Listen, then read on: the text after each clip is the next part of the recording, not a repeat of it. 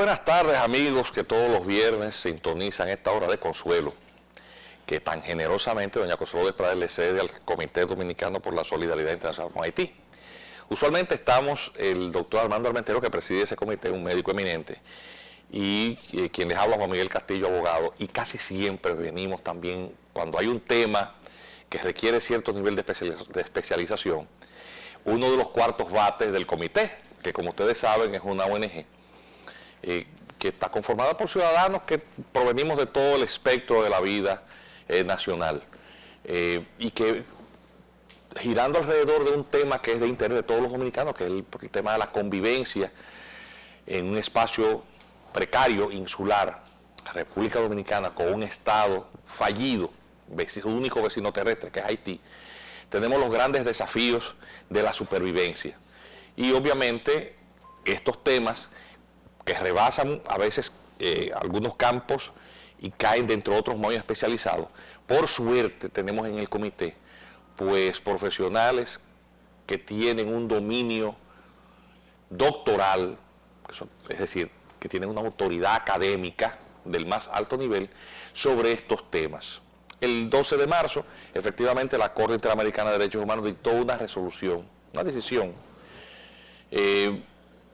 atinente a la República Dominicana, en el que la República Dominicana de nuevo es sentada en el banquillo y señalada como violadora de derechos, supuesta violadora de derechos humanos. El Tribunal Constitucional Dominicano ya en su momento declaró no conforme a la Constitución el instrumento de reconocimiento de la competencia de ese organismo.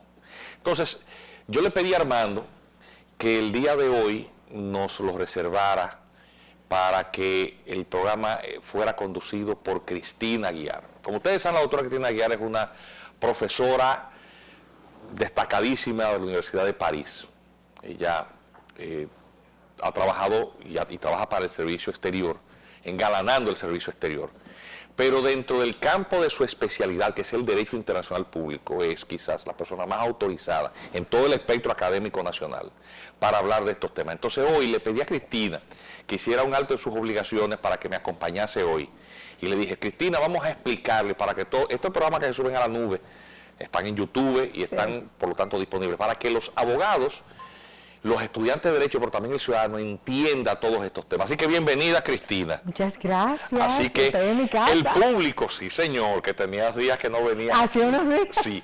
Así que el público es tuyo. Por favor, explícale al pueblo dominicano, a la comunidad jurídica, a la ciudadanía, el alcance de estas jurisdicciones, el alcance de los compromisos internacionales, cuándo es o no es vinculante, y en general para que la gente entienda este tema, que visto en el detalle doctrinal jurídico es muy profundo, pero este programa se hace para el público. Sí, vamos a tratar de bajar el nivel para que haya una perfecta comprensión.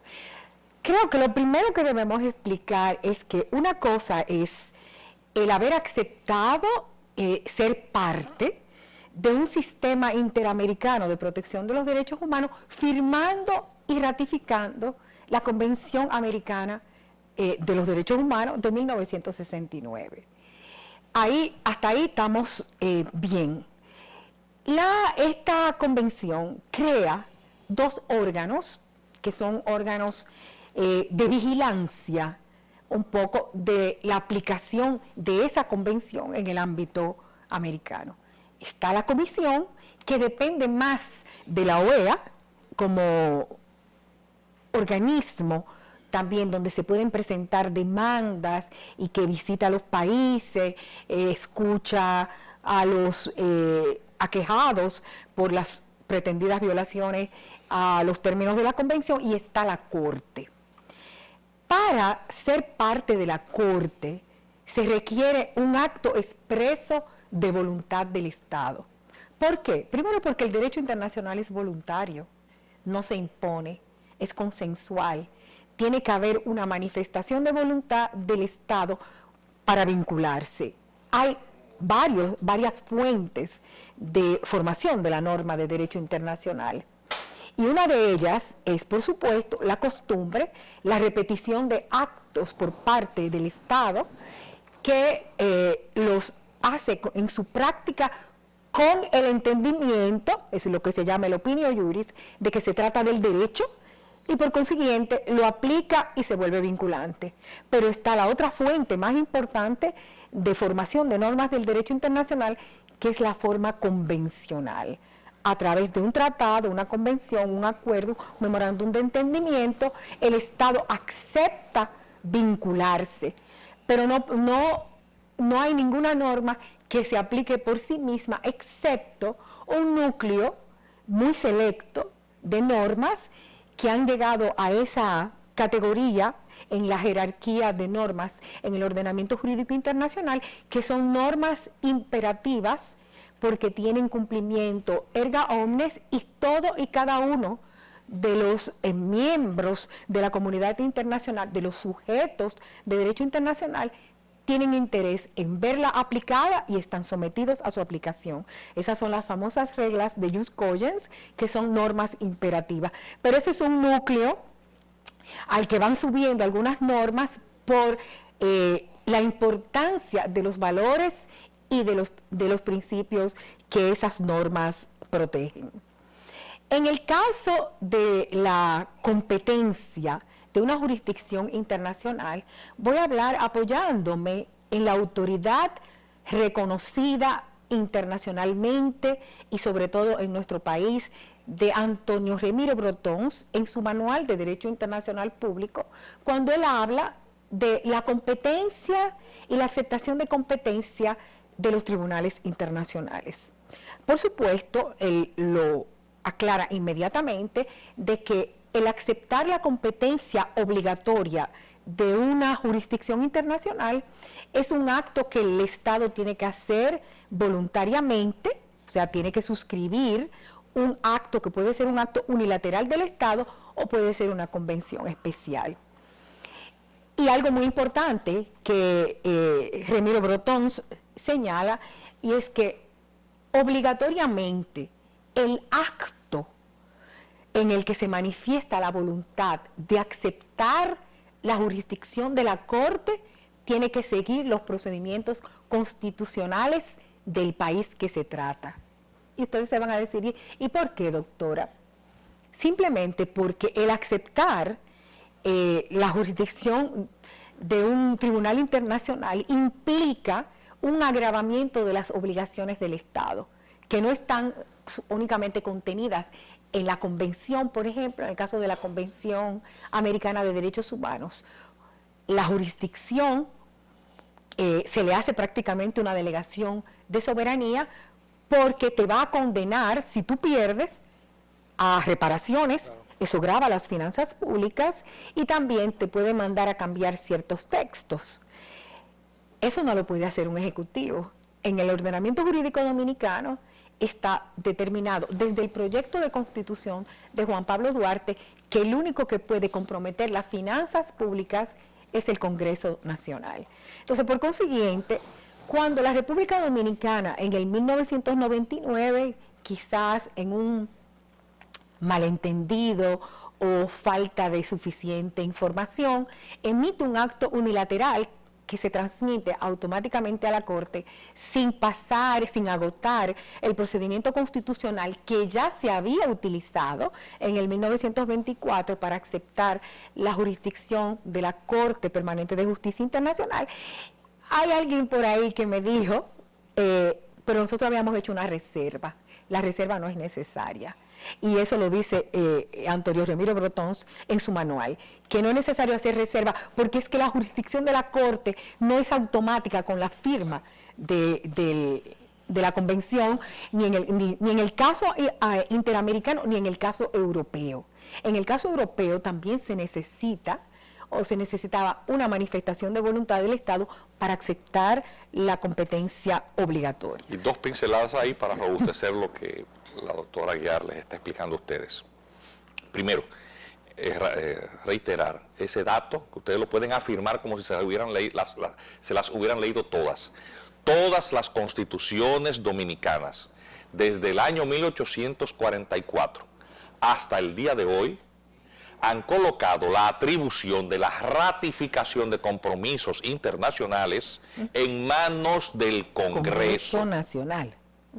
Es decir, la Constitución Dominicana, a todo lo largo y ancho de su historia constitucional, nunca ha delegado la ratificación de compromisos internacionales en otro órgano distinto al Congreso. Es decir, no hay alternativas de interpretación. No. Es verdad, el presidente de la República representa al Estado, pero Sí. atención, no solamente el presidente, hay una ley de representación del Estado que establece los mecanismos incluso de acuerdo a los cuales el Estado otorga pleno poder a un funcionario distinto para comprometer en la suscripción de un documento. Ajá. El canciller de la República, un embajador con un poderes- mandato un poder plenipotenciario, especial, se sí, llaman mandatos plenipotenciarios, exacto. porque significa plenos poderes, plenipotenciario significa eso. Entonces, ese es un detalle muy importante. Y Muy otro importante. detalle también, para que el país entienda. Hay dos instrumentos internacionales sobre la materia de suscripción, de la forma que se suscriben los compromisos o tratados. Son una convención que se hizo en el año 1928, la Convención de La Habana, En La Habana, el Código de Bustamante, y la Convención de Viena sobre el derecho de los tratados. sobre el derecho de los Ambas tratados. convenciones fueron ratificadas por el Estado. Sí. La del 28 en el año 32 y la de Viena sobre el derecho de los tratados, que es del 60 y tantos. 69. Sí, en el año 99, es decir, con bastante tardanza. Con bastante tardanza. Pero que el país y la costumbre internacional les reconocían validez a las prácticas que estaban contenidas, aunque los países no fueran suscribientes ni hubieran ratificado la misma. Entonces, Exacto. hay un detalle importante con esa Convención de La Habana, es el artículo 1 de esa convención, que yo quiero, ando con la nota aquí, en el artículo 1 dice esa convención que los tratados deben ser celebrados y ratificados por los poderes competentes de los estados o por sus representantes según los derechos internos respectivos. Claro. Usted no puede pasarle por encima al ordenamiento del derecho interno de un estado para decir, aquí vino Juan de los Palotes, José Pérez, Sí. y firmó y comprometió su estado. Porque imagínense, imaginémonos que la práctica internacional fuera esa, estaríamos hablando del caos. Y la Convención de Viena de Derecho de los Tratados, en su artículo 46, efectivamente dice que es inválida toda ratificación de un compromiso internacional que haya sido hecha en forma contraria a lo establecido en una norma de carácter fundamental de ese De Estado. carácter fundamental. Y entonces, ¿qué es más fundamental que la Constitución?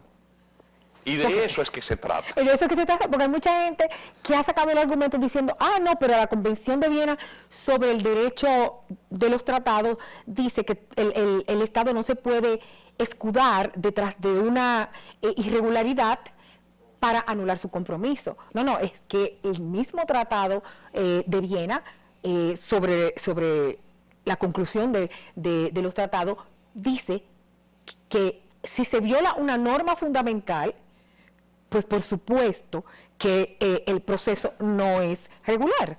¿Y qué más? Entonces, ¿qué más fundamental tenemos nosotros que la Constitución? Entonces, esto trae además a colación una discusión que hay en doctrina muy viva y muy interesante sobre la posición de la CIDH con relación a los estados latinoamericanos. Se le está criticando a esta Corte, primero no hacer una aplicación del derecho que sea muy exacta, sino como que hay una cuestión de emociones. Hay sesgos. Hay sesgos, porque en algunas sentencias ha fallado sobre desapariciones forzosas y las personas fueron encontradas vivas después. Pero nosotros tenemos un caso, un precedente, que ellos aceptaron fraudes, aceptaron testigos fraudulentos en contra de la República Dominicana y no le dieron razón al Estado dominicano. Y en un perjurio ostensible. Y en un perjurio ostensible. Entonces, Estamos hablando de Winnet Jan. sí, estamos hablando de este Es de mismo, Winnet Jan. de William Medina. Sí. ¿verdad? Es Estamos un hablando- haitiano, para los que no le dieron mucho seguimiento, estudiantes jóvenes. Sí, Eso es uno de los casos en los cuales en República Dominicana se nos sentó en el banquillo de los acusados Sí, sí. ante la Corte, acusando que República Dominicana deportaba a dominicanos simplemente por el exacto, color sí. de su piel, sí, sí. atribuyéndole que eran haitianos. Entonces, uno de los de los demandantes, este señor que se decía llamarse William Medina. William Medina, sí, sí. Y la Junta Central Electoral llevó allí la prueba testimonial y documental de cómo este haitiano, cuyo nombre es Winnet Jean, Sí. se había hecho un fraude documental y se había hecho expedir una documentación, enfatizo, fraudulenta, en la que figuraba como hijo de una pareja de señores ya fallecidos. Sí.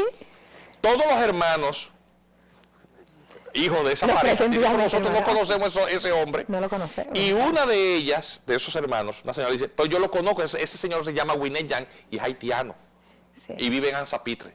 Ah, Nadie lo conocía, se demostró que era un fraude. Y aún confrontada con la evidencia, señores, esa corte no solamente le siguió dando validez a ese perjurio, a esa mentira, a esas calumnias contra la República Dominicana, le validó sus pretensiones y se nos condenó.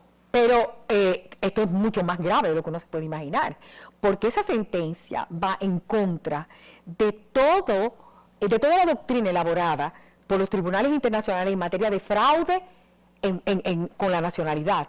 O sea, ellos se llevaron de frente Flegenheimer y toda esa jurisprudencia que ha sido elaborada sobre el lugar que ocupa el fraude en materia de nacionalidad. Y las más recientes que provienen de la Corte de Justicia de la Unión Europea, diciendo que el fraude justifica la patria. Ellos ni siquiera, ellos le pasaron por encima toda esa Ese jurisprudencia. caso se llama Hanko Rothman. Es un señor austríaco Ajá. que tenía un proceso penal, se hace nacionalizar, Esloveno, sí, de otro país, sí. naturalizar alemán o de otro país. No, era esloveno, algo Sí. así. El punto es que para eludir la Sí. justicia de su país, La justicia de su país. cuando el tema es descubierto, obviamente el Estado confronta una situación de violación legal. Sí. Es decir, la persona en el proceso de naturalización había cometido un fraude. Había cometido un fraude. Y resulta que la nacionalidad adquirida, por lo tanto, la nacionalidad de origen era incompatible. Era incompatible, entonces la con perdía la hasta nacionalidad de adquisición de origen. segunda nacionalidad. Por lo Exacto. tanto, si perdía la nacionalidad adquirida, ya no era podía. nacionalidad de la anterior, porque la anterior la había perdido. La había perdido, y ese es un exacto. caso en el cual la Corte dijo, la Corte Europea de Derechos Humanos, la patria ahí se justifica porque estamos ante una situación fraudulenta. Fraudulenta. No, porque toda la jurisprudencia internacional Otro dato. en materia de nacionalidad con fraude. Rothman, Hanko con K, y Ajá. Rothman, para que lo busquen con doble T. Con doble T, sí. Lo pueden buscar en internet, Corte Europea y eso, y van a encontrar esa sentencia Sí. interesantísima para lo que les interese. Para no dejar el dato suelto también, y la doctora le dijo, la costumbre dominicana ha sido que eso sea objeto de ratificación, me refiero cuando digo eso, es la competencia. La competencia de un tribunal es Pues sí, internacional. y le voy a dar el dato, porque lo importante de este programa de hoy que estamos haciendo Ajá. es que los estudiantes estudien y que los abogados también, por favor. Así es. Por favor, miren, en el caso de la Corte Permanente De Justicia de Internacional. Justicia Internacional que fue creada por la desaparecida Sociedad de Naciones, fue ratificada mediante la resolución 584 del 13 de diciembre de 1926. Nosotros sí fuimos miembros de la Sociedad de Naciones, pero para aceptar esa competencia hubo que dictar una resolución especial. Claro. Del mismo modo también eso ocurrió con la resolución 962 del 11 de agosto del año 1945, cuando se creó la Corte Internacional de Justicia, dependiente de la ONU. Vamos apuntando, ¿verdad? Ajá. Y eso es bueno para que cuando también se recuerde que más recientemente la embajadora que representó a República Dominicana está aquí cuando se firmó el Estatuto de Roma. Exacto. Para reconocer la competencia de ese organismo, también hubo que dictar una resolución especial. Claro. O sea, estamos siendo muy concretos y específicos, no para que quede una afirmación de que esa es la opinión de dos juristas, independientemente de que tengamos algún nivel académico que hemos puesto siempre al servicio de este país a nivel doctoral. Es para que el país se sepa defender, Claro. para que los abogados, gente que ha estado en responsabilidades públicas, pongan sus capacidades siempre y en toda situación al servicio del país, pero mejor aún, para que no coloquen su ignorancia en contra del país. Así es. Porque opinando a favor de estos despropósitos de la Corte Interamericana, lo que están colocando es su ignorancia al servicio de los peores intereses. Sí, porque ya leí por ahí uno que nosotros conocemos. En el caso de la muy Corte bien. Penal Internacional, para que no quede en el Ajá, aire, sí. es la resolución 203-04 del 30 de junio del 2004. Para que después no digan que uno soltó el dato sin ser preciso. Sin ser preciso. Eso es muy importante. Ahora bien, ¿en qué estado queda la República Dominicana en relación con el sistema interamericano y la protección de los derechos humanos? Eso es otro tema, porque hay gente que dice, bueno, es que si no reconoces la convención, la corte, luego no reconoces la convención, y eso realmente no es así. No, eso no es así. Que nos estamos saliendo del sistema interamericano, tampoco es así. Tampoco es así. Cristina, por favor, explícale a esa gente. Sí, no, lo primero que yo comencé diciendo, que una cosa era la ratificación de la convención per se, y además nosotros seguimos siendo miembros de la comisión. La comisión estuvo aquí hace unos meses. Entonces, nosotros no hemos salido del sistema interamericano. Lo que nosotros no hemos aceptado es la jurisdicción de la Corte, que es algo aparte. Y aquí yo traje la Convención Interamericana de Derechos Humanos y puse una banderita en el artículo que habla justamente de la aceptación de la competencia, que es el artículo 62. Dice, todo Estado parte puede, en el momento del depósito de su instrumento de ratificación o adhesión de esta convención, o en cualquier momento posterior, declarar que reconoce como obligatoria de pleno derecho y sin convención especial la competencia de la Corte. ¿Lo que quiere decir sin convención especial? El derecho internacional, que no hay que hacer otro tratado, puede ser un acto unilateral del Estado, pero que tiene que agotar los procedimientos internos. Claro, porque de acuerdo a la convención de los tratados, la de La Habana, y la de Viena, claro, de esos tratados, tú no puedes ratificar una convención, un compromiso internacional, si no es de acuerdo a tu orden interno. A tu orden interno. O sea, esa partecita como que se la vuelan estos teóricos que hay ahora. Claro. Entonces, yo entiendo que hasta aquí, ustedes, en sus hogares, entendemos nosotros que se ha comprendido. Sin embargo, esta hora de consuelo vive de los anunciantes, se sostiene con eso, y entonces obviamente tenemos que cumplir con los compromisos. Pero les vamos a pedir que no se vayan porque hay una partecita importantísima en todo este planteamiento que queremos también dejarles a ustedes en su dominio. Así que vamos a cumplir, señor director, con los compromisos de la hora de consuelo, y a ustedes no se nos vayan, que nos queda algo muy importante todavía que aportar a ustedes. Adelante.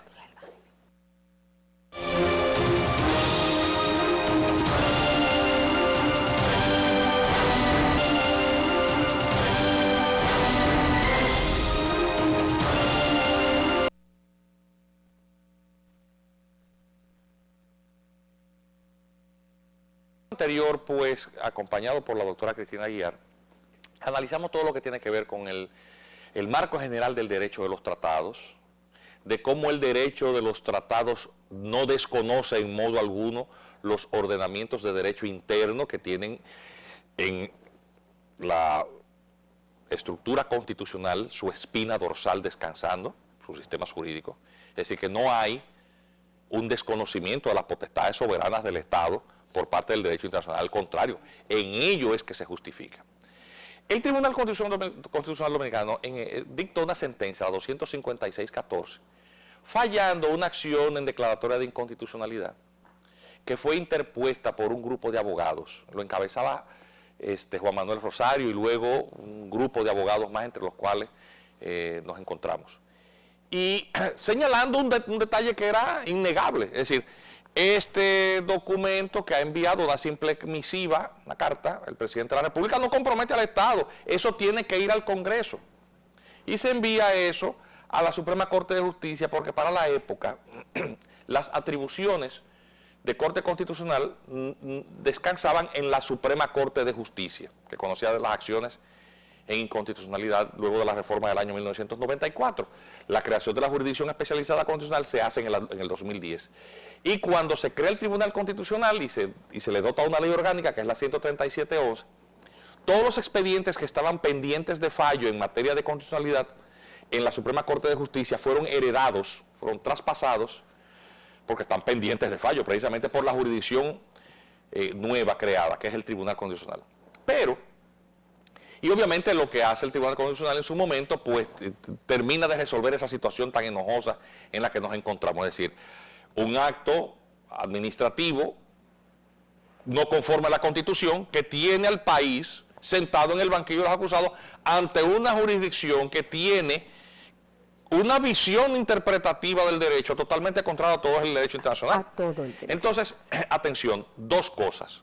Cristina, explica a la gente, por favor, qué es lo que es el dominio reservado y luego cuáles precedentes constitucionales tenemos antes de la sentencia del Tribunal Constitucional.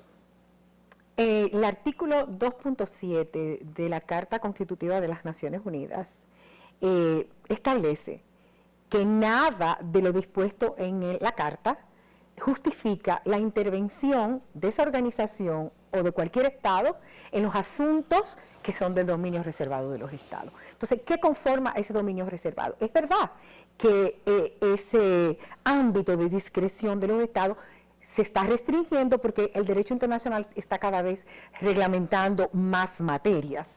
Pero todavía nosotros tenemos cosas en ese dominio reservado porque así lo indica el derecho positivo internacional, como el tema de la nacionalidad, el tema de las migraciones, el tema de la defensa nacional, el tema de la salud pública, una serie de temas. Y el autogobierno, sobre todo, el autogobierno. Entonces, si ese es... El derecho internacional reconoce la existencia de ese ámbito discrecional de los Estados, que solamente está limitado por el derecho internacional cuando el Estado ha pactado algo específico sobre uno de esos temas, porque eso fue lo que falló la Corte Permanente de Justicia Internacional en su opinión consultiva entre Francia y el Reino Unido de Gran Bretaña e Irlanda del Norte en materia de nacionalidad, con los decretos de nacionalidad para los protectorados de África del Norte, diciendo que lo que tenían que saber era si esos decretos sobre nacionalidad entraban en el dominio reservado o estaban regidos por el derecho internacional. Y resulta y viene a ser que Francia y el Reino Unido tenían un acuerdo en materia de nacionalidad. Entonces, la opinión consultiva, después de decir algo muy importante, que es un principio que nosotros hemos heredado y que está consagrado en el derecho convencional también, de que los estados definen soberanamente las normas de acceso a su nacionalidad. Determinan soberanamente quiénes son sus nacionales. Claro, la nacionalidad no la otorga un organismo internacional. ¿De dónde tú eres ciudadano? De la ONU.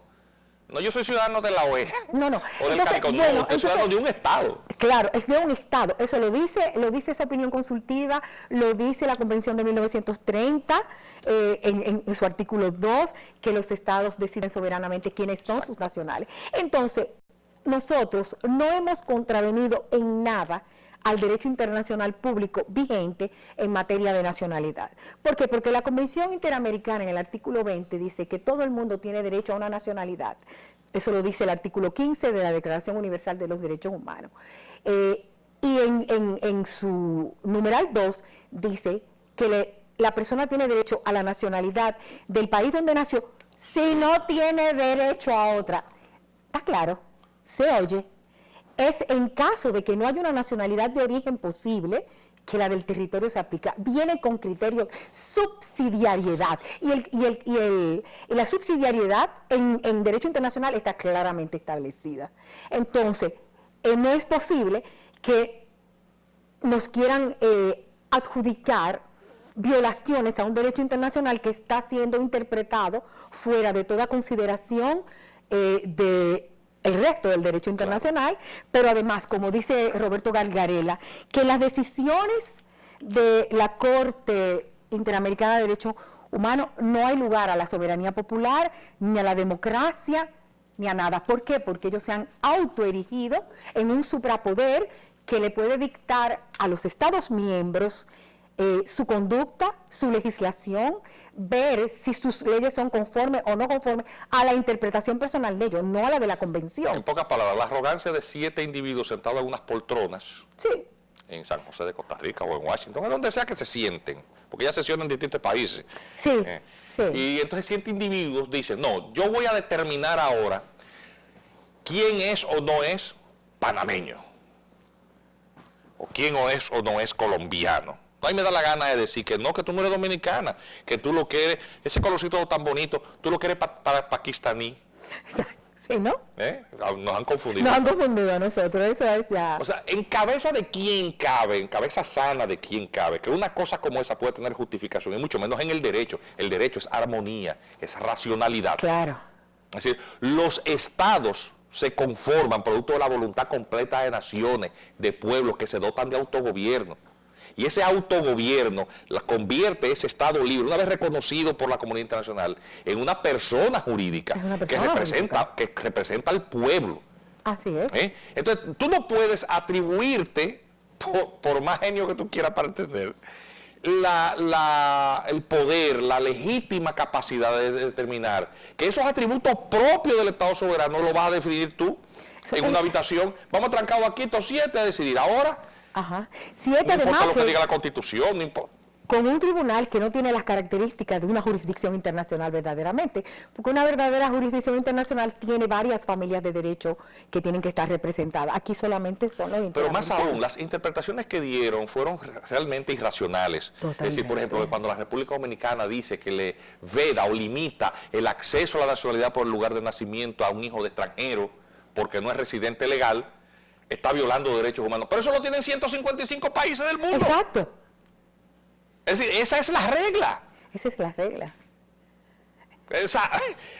El concepto de tránsito o extranjero transeúnte, oigan, para que ustedes entiendan lo absurdo del tema Yan y Bosico, que fue una de las sentencias contra el Estado. Sí, bueno, la primera. La primera.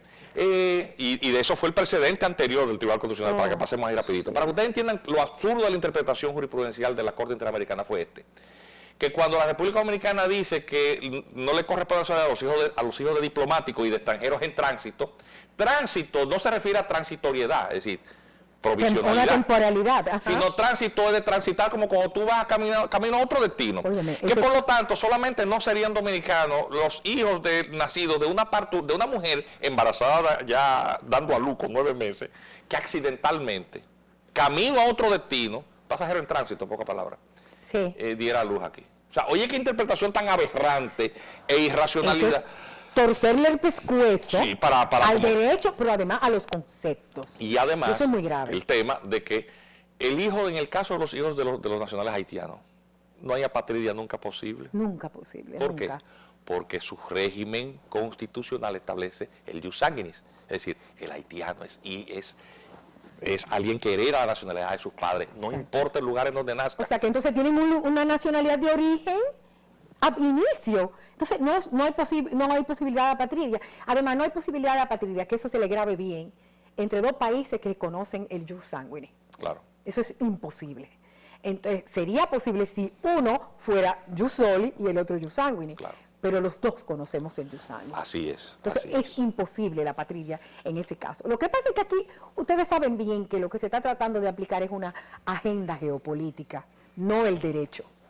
Porque el derecho está muy claro y no hay posibilidad, o sea, de malinterpretación. Ellos están haciendo su interpretación particular porque tienen una agenda que aplicar. Y esa agenda se llama Haití, que hay que repartirla la a población, otro. Sí, hay que repartir esa población. Hay que repartir esa población porque su propio país no se puede hacer cargo. Una última pincelada para cerrar este tema, que estamos en el tramo final, los minutos finales. El Tribunal Constitucional, cuando hizo eso, no hizo nada nuevo. Eso de declarar no conforme a la Constitución, exacto, algo que tiene que ver con la Corte Interamericana.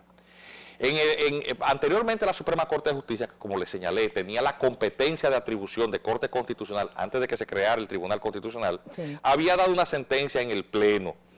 Es la sentencia del 10 de agosto de 2005, número 4, sí, sobre la inconstitucionalidad de un acta de entendimiento concertada el 19 de marzo del 2002 entre la Comisión Interamericana de Derechos Humanos y un funcionario que no solamente no era competente, sino que eso no fue al Congreso. Eso era cumpliendo una disposición de la Corte. Sí, era para las reparaciones, justamente. De hecho, entonces, lo que ha hecho el Tribunal Constitucional tampoco es muy novedoso. ¿Tampoco? Entonces, el dictamen final, ya para despedir, actuó correctamente o no de acuerdo al derecho interno y al derecho internacional del Tribunal Constitucional Dominicano cuando dictó la sentencia 256-14. Claro que sí, porque el derecho internacional reconoce la facultad que tienen los órganos internos de primero acogerse a su normativa, antes de aceptar cualquier compromiso internacional.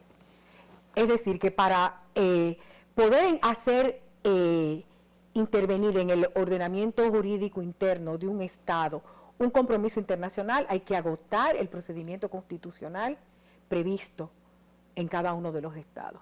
La decisión del Tribunal Constitucional, por lo tanto, ni desafilia del sistema interamericano No, a la para República nada. Dominicana, No. ni implica un desconocimiento del cuerpo de la Convención Americana de Derechos Humanos. La República Dominicana no solamente continúa siendo suscriptora de esa convención, ¿Sí? ha constitucionalizado todos esos principios que están contenidos ahí. Así es. Están de hecho incorporados en lo que le llamamos el bloque de constitucionalidad, en la propia ley orgánica del Tribunal Constitucional.